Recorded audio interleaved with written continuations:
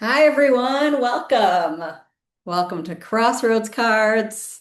I am Alana Gleischer Bloom. I am a program director at M Squared, and my role at M Squared is to create, develop, and manage resources. And one of our favorite resources that is new-ish is our Crossroads Israel deck.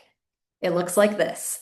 We're not going to be seeing the physical ones today. We're going to be seeing the virtual version. They're very cool. And you're going to learn all about them today. And with me is my esteemed colleague, Kelly Cohen. Kelly, you want to introduce yourself? Hi, everyone. My name is Kelly Cohen. I'm the Senior Program Director for the Center for Experiential Jewish Education at the Marcus JCC in Atlanta. I'm also an M Squared frequent flyer, both as a participant and as a facilitator. So I'm very excited to be with all of you today. And as part of my portfolio working at the JCC in Atlanta, I serve as the Director of Jewish Life at our overnight camp, which is Camp Barney Meditz in North Georgia. So I'm very excited to be with you to talk about the Crossroads cards today. Thank you, Kelly. And now, I just want to get you prepared for what we're about to do in the next hour. Here is the agenda. Right now, we are in step one. Welcome. We are going to be doing that for another few more minutes where we're going to be framing our learning and welcoming each other. Then we are going to get really into it. We're going to encounter the crossroads as a full group. After the full group experience, you are going to have your own encounter with crossroads cards in small groups in breakout rooms.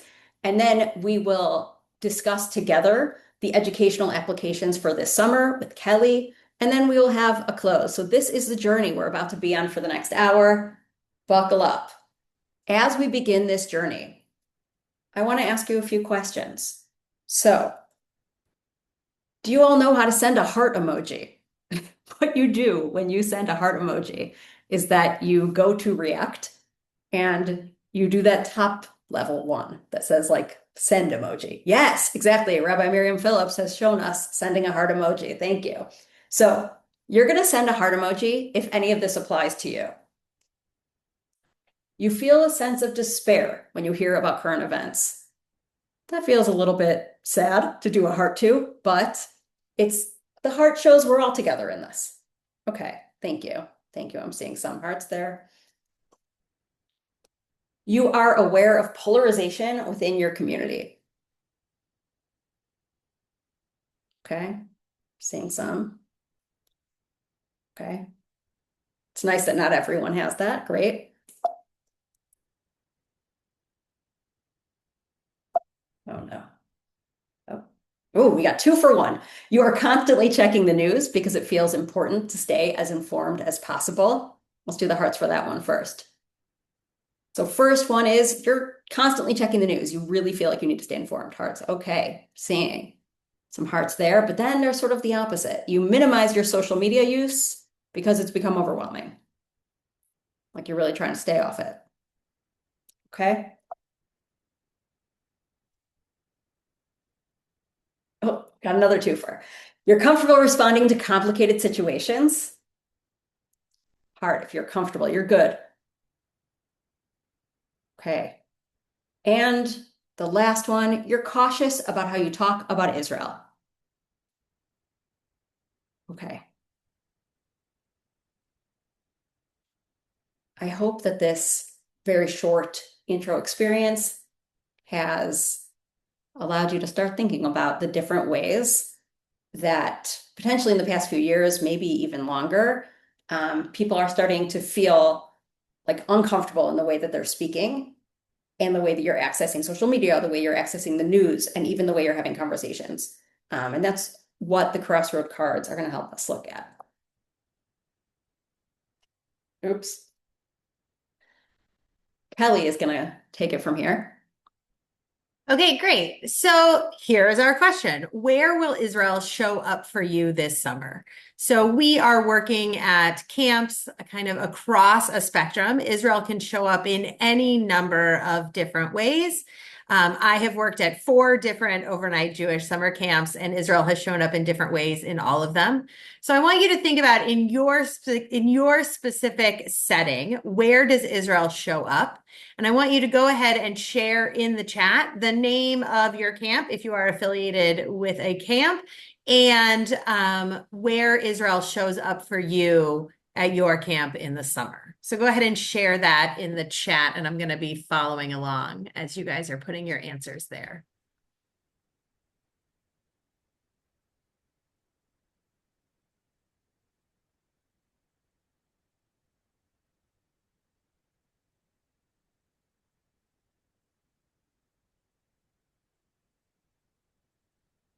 Okay, so we're seeing it come up in curriculum.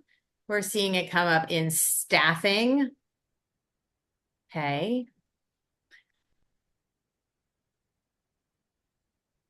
Please feel free to share. Oh, here we go. Israel Day celebration. Yep, I bet a lot of you have Israel Day celebrations, Israel Week, morning rituals, another Israel Day, Israelis at camp, actually traveling to Israel, informal conversations that we are having. Anyone else have any other places that they show up? Again, curriculum. Okay, wonderful. So we're seeing Israel showing up in curriculum. We're seeing Israel show up informally. We're seeing Israel show up in the staffing that we have. We're seeing Israel show up maybe in camp traditions like Israel Day. So it really is a wide spectrum of different ways that Israel is showing up. And I'm excited for us to dig into the crossword cards together to see kind of how these can be a useful tool for you in all of these different ways that Israel shows up at your camp. Wonderful. Okay, Alana, back to you. Thanks, Kelly. I feel like we're on a morning talk show. Okay, so I'm about to show you our first Crossroads card that we're going to look at together. But before I show you the card, I just want to say a little bit about what the card does. And the one side, we're going to go through all the different layers of the card, but the first side of the card is a scenario, like a scenario that is a dilemma that is often very familiar. It sounds familiar. Maybe it happened to a friend of yours. Maybe it's something that it seems like has happened to you. Something that seems like a real life experience, especially for North American teens. And it allows teens or anyone who's reading them to see that there are two sides to the dilemma that they're facing. Every dilemma that we wrote, we made sure to review it and think about, are there values on both sides? None of these should have or none of them have a clear answer. And that's huge in that it allows teens to see there are two sides. But it doesn't stop there because not only do the cards hopefully help the learners see that there are two sides, but there is a question at the end of the scenario, and that question makes the reader come up with an answer and make a decision. So it's not only about, oh, there's this side and there's this side. It's that there's this side and there's this side, but I actually have to choose one. Like I have to actually do something. And the hope of these cards is that it can allow the reader to think about how they actually feel and what they would actually do in a practice run, in a sort of a safer environment in conversation, and to hear the other side. So that's just a little bit of framing before we begin. Now, let's get into it. Oh my God, every time I press next, it doesn't open. Here we go. This is one card that we thought would be great for a summer context. And it's going to deal with the issue of Hebrew at camp, yay or nay. Kelly is going to read it for us. Take it away. Okay, here we go. Shifting the song. It's staff week at Camp Nitzan, and you're on the team planning this summer's theme song. Each evening, campers sing it before dinner. The song has always been in Hebrew, a tradition going back decades. While some campers learn a few Hebrew words by memorizing the lyrics, many stretch one line into a long string of sounds and mumble through the chorus, hoping their confidence makes up for the words they never understood. A few staff members wonder what it means to keep singing a song that most campers don't understand. At a planning meeting, someone suggests writing this year's song in English so the meaning actually reaches everyone. Another counselor pushes back, arguing that switching languages would erase one of the last rituals that ties Camp Neat San to its roots. As part of the team shaping this year's version, people wait to hear where you stand. The campers arrive in 3 days, and the song needs to be ready to teach. Ask the question too. Do you advocate for writing the song in English or keeping it in Hebrew? Okay, now your first instinct, put it in the chat. What do you do? There is good reason for keeping it in Hebrew. There is good reason for moving it to English. What do you think you do? You could put it in the chat or you could raise your hand. Okay, so I'm seeing in the chat that we have trying to do both. Can you do some English and some Hebrew? Can you use both? We have a Hebrew. Hebrew with a line or two in English. Can you have an English song with Hebrew elements? Both. Keep it in Hebrew. Both. Ah, this is so interesting that people are saying both. Okay. One of the things here is that it seems like the staff is writing it. Someone asked, who's doing the writing? Who's writing this? What's their Hebrew proficiency? Depends on the priorities. Do what's best and what you feel works best for your camp. So here's the thing. Let's say it's your camp and it's your setting. You don't have to answer this, but I'm just trying to allow you to think about this. Would you want it to be in Hebrew or English, and why?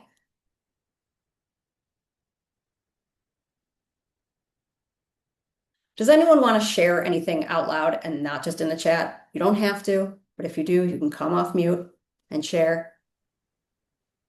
I'll say something. Great. Thank you, Liz.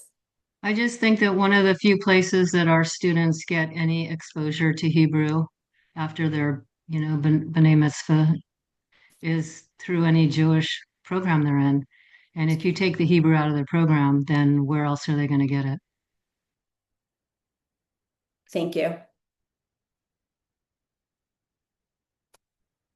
Does anyone else want And to also, share? so at our Yes. camp, we have our camp song is in English with a few lines in Hebrew. And we make an effort to explain what the lines mean so that the kids don't just know how to say them, but what they mean and why they're included. And when changes are made to the song, which each year we do make a few changes, we make sure that we're only changing the English so the kids who know the Hebrew can know the Hebrew and go forward. But it's not I would push back to say it's not speaking Hebrew is not necessarily a Jewish thing. Like you can be Jewish and not speak Hebrew. So if I want my kids post B'nai Mitzvah to be connected to something that's Jewish, Hebrew wouldn't be my first instinct to go to. Thank you, Liz. I think we're going to move to the back of the card in a second, but I just want to say that this is a lot. There's 40 cards in this deck, and they each have a range of sort of intensity. And I would say this is like on the lower level of intensity. There are some that are about October 7th that are about some much more triggering issues. And this one is a lower level intensity. And at the same time, the issue at its core of like, how much does Hebrew language tie in to Jewish education, which is a question that comes up from this, is a big one. And even for the teens themselves, for them to think about, well, like, is it important for us to keep doing stuff in Hebrew if a lot of the kids don't understand? What's the point? And someone might say, yeah, it really is. And someone might say, I've never really gotten it and it's not doing it for me. And allowing that conversation to take place and for people to be able to even think about what their opinion is on that is valuable. And the next level of the cards is what we call the Israeli compass. And the Israeli compass gives you, it deepens the card. So now we had the scenario, we had a real life sort of situation. Maybe some of you have had this before. A bunch of you wrote about different songs in the chat. But the Israeli compass grounds, oh man, sorry, the Israeli compass grounds the main idea in the thoughts of like famous historical Israelis or Israeli cultural moments or organizations. Yes. And so Solomon is our custodian. what the compass does is it connects you to something, a bigger idea that has to do with the concept that you just discussed. So, does anybody want to read, and can they see it well enough that somebody would want to volunteer to read the compass?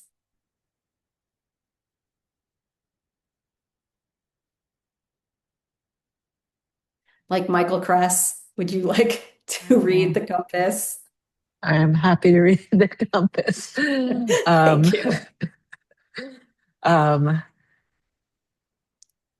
me just make the screen bigger. There we go. I know Eliezer it's ben small, sorry. Yeah, well, my old man eyes here. Eliezer ben Yehuda raised his son Itamar as the first child in modern times speaking only Hebrew. His father believed that reviving Hebrew would unite a scattered people and give Jewish life a shared center.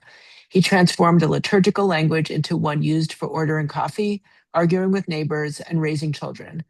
Every word he coined and every conversation he pushed into Hebrew was part of building a culture that could hold a future. For many Israelis, Hebrew remains a symbol of the renewal of Jewish national life. Yet Israel operates in multiple languages daily. Street signs in Jerusalem, Haifa, and Jaffa appear in Hebrew, Arabic, and English. Government forms come in several languages. Museums, hospitals, and public spaces prioritize communications over symbolism, recognizing that access matters as much as preservation. For educators and community builders, making sure people can participate fully is as important as maintaining heritage. When does holding on to Hebrew strengthen connection, and when does it create barriers that keep people out? Thank you. Michael is the VP of Marketing at M Squared. Thank you to Michael for reading for us. Okay, so this compass is taking that idea. Like we now have Eliezer ben Yehuda up here. There are lots of ways that you could teach students about Eliezer ben Yehuda. It might come out of nowhere. Here, we're bringing in Eliezer ben Yehuda, but we're bringing him in after the students have already thought about their own opinion about Hebrew in camp life, which might connect to Hebrew in school life or anything like that. And now we're bringing in Eliezer ben Yehuda, which maybe he seems a little bit more relevant because you're already having this kind of conversation about Hebrew. And these cards, there are two different voices that are on the back of each one. So that means out of the 40 cards, there are 80 like small nuggets of sort of Israel education that get brought in, but not sort of out of nowhere Israel education. It's really deeply grounded and connected to this real life scenario. So when you hear this or read that, sorry, I'm pointing this way because that's where it is on my screen. So when you hear that, is there anything that lands for you or shifts anything in terms of the way you thought about the scenario when you hear about Eliezer ben Yehuda or the street signs in Israel?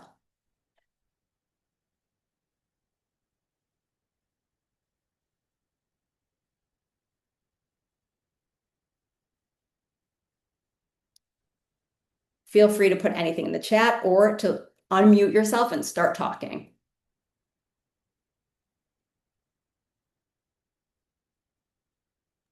I think what really sticks out to me is this idea of prioritizing communication and participation over necessarily just the preservation of Hebrew or Israel in the like context. Oh, thanks. It rather reinforced my opinion or my feeling that Hebrew is essential for the Jewish identity, and therefore it should be prioritized or kept, or at least there should be found ways to make it possible for the group or the campers to get access and to be able to learn, the words of the song or much more. Thank you.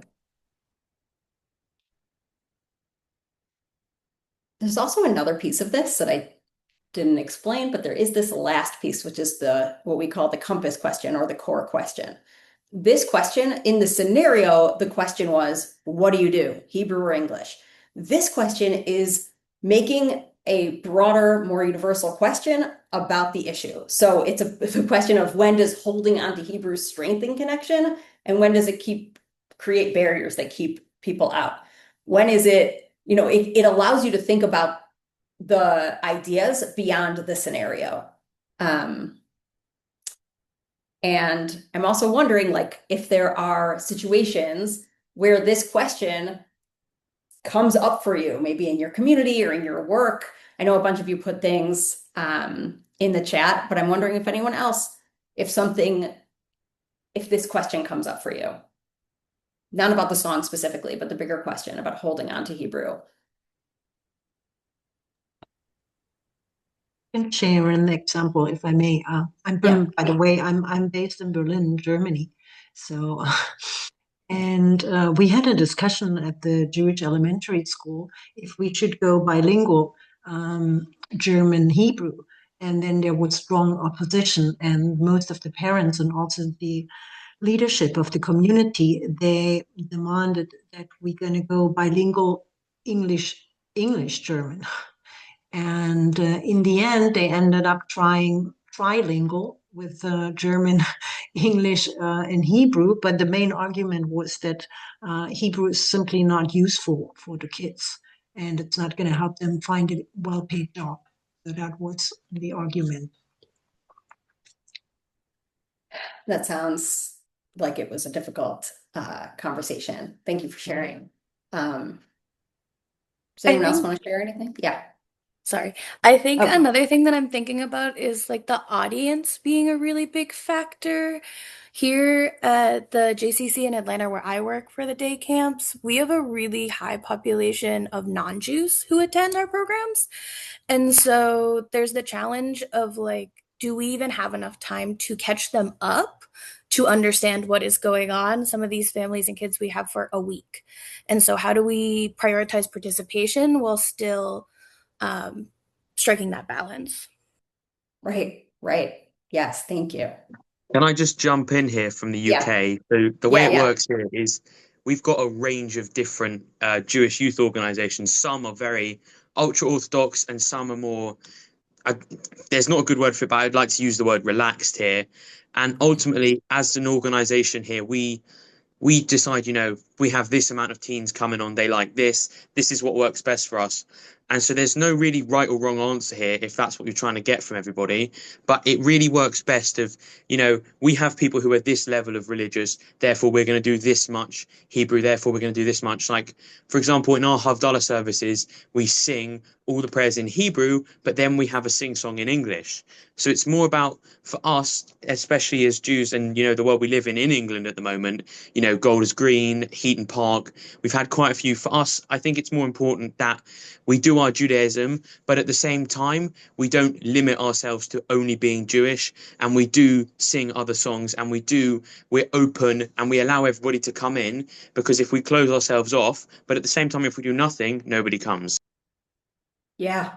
Yes. Thank you so much for sharing that. I'm going to move to the next part so I can show you, I wanted to show you what, like, the whole card frame, and then we're going to move into there's going to be more options of cards that you get to choose.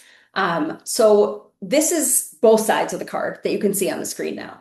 And I just want to reiterate, when it's both sides, there's this part that we have, the scenario. We call this the DNA of the card. Every card has this. Every card has a scenario, and then it has the T junction. What do you do? Question. And then it has one Israeli voice and then another voice of Israel. This isn't a person. This is street signs in this scenario. Often it's a person. And then there's the big core question. There's another piece of the Crossroads card that comes with the cards. And it is called the map. The map is a way, if you are giving your teens or anyone these cards and you're not sure what to do with them, there's a lot of different things. You could start with the back, the Israel compass, and then you could move to the scenario. You could do it the way we just did it, but this was very quick. But you also have this map. The map allows you to you could say to a group of students, I want you to go through these questions as you look at the scenario. So you're going to first think like, what's actually at stake? And you ground it in the values. Each one does have core values that are there. And this allows you to name the values and think about like, what direction are you heading toward? What are you thinking? I think I'm going to go in this direction, this direction. And then, is this reminding you of anything? Have you been down this road before? A bunch of you had said yes, it does remind you of this thing at camp and this thing at camp, or this thing in your community. And thank you for those of you who shared about your own communities. And then how might the card guide you? Like, can this help you? The way you've been thinking about this, can this help you think in the future about a new situation? So with that in mind, and the map in mind, I'm going to tell you about 5 cards. There are 5 cards. What you're going to do is you're going to choose a scenario and you're going to go to the breakout room that of that scenario. There's going to be 2 breakout rooms for showing you care, 2 for asking the hard questions, 3, whatever. There's going to be 2 for each. And before you go in, though, I'm going to quickly read what these scenarios are about, and you're going to choose which one you want to learn about and you want to discuss in a small breakout group. So the first one is showing you care. You've been asked to lead a letter writing project for an Israeli school, but you're not sure it's actually the help they need. Like, it's about the issue of how do you volunteer? How do you help? Asking the hard question. Your Israeli cousin just got back from fighting in Gaza. There's a quiet moment before he flies home. Do you ask him about his experience in Gaza? The visiting MK. A controversial Israeli parliamentarian is coming to town. Should your synagogue give this person a platform? Shaping the journey. Your camp has always run an Israel trip as its capstone experience. Now there's an alternative on the table. What do you recommend? Like a Heritage Europe trip or an Israel trip? Too soon to move on? Should Israel Day at Camp stay celebratory or include acknowledgement of October 7th, especially with Israeli staff in the room? As I said before, there's like some of these are really intense, some of them are less. You could choose based on your comfort level also and what's interesting to you.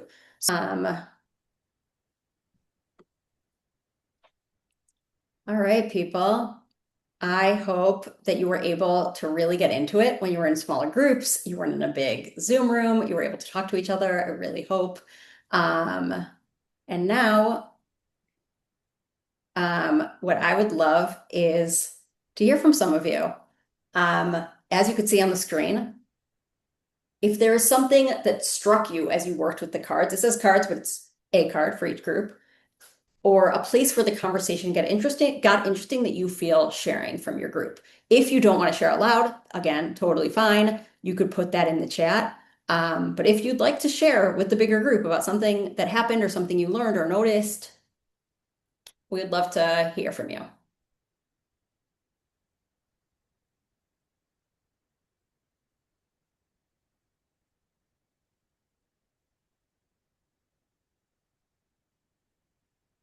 Something that came up in our group was how resistant teens are to even wanting to engage with Israel at the moment and even having conversations. Can you say more about that? Like what, meaning, do you think that they would, which card were you talking about? We were talking, oh goodness, now I have to find it again. What was it about? It was about bringing the Knesset member to what synagogue? It was number 23. I found it. The visiting MK. And Noam, who was in our group who works with Israel education and engagement with BBYO, really shared his expertise quite beautifully. And that what he's been seeing from teens, and I think two of us in the group are parents of teens, and all of us shared how resistant our teens tend to be and prefer to disengage as opposed to having these tough conversations because they don't want to be a spokesperson in certainly a public school setting. And while a Jewish camp setting is very different, or in this case, a synagogue setting is a Jewish space, they still are, it's uncomfortable and they're less inclined to get involved. Thank you. We actually have cards that are about that, about like, what do you say about Israel when people are asking you, you don't want to talk about it. Yeah, that's really interesting. Thank you. Go Go, ahead. go. I'll just share that our scenario was whether to bring or not bring controversial Knesset members to our community. And I shared my opinion, and my opinion was to bring them, right? It has to be, it has to be really well facilitated and really precise.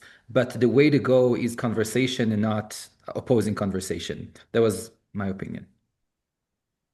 Did you think anything, like you came in with that opinion, right? Did you come in with that opinion? Did you think about the way other people, like, did anything shift for you or not really? I don't know if I came in with that opinion. I had to think about it a little bit because it wasn't that easy for me, and I had to kind of like dive into my personal answer versus my professional answer as an educator. Mhm. But yeah, we had a good conversation. Oh, thank you. Thank you.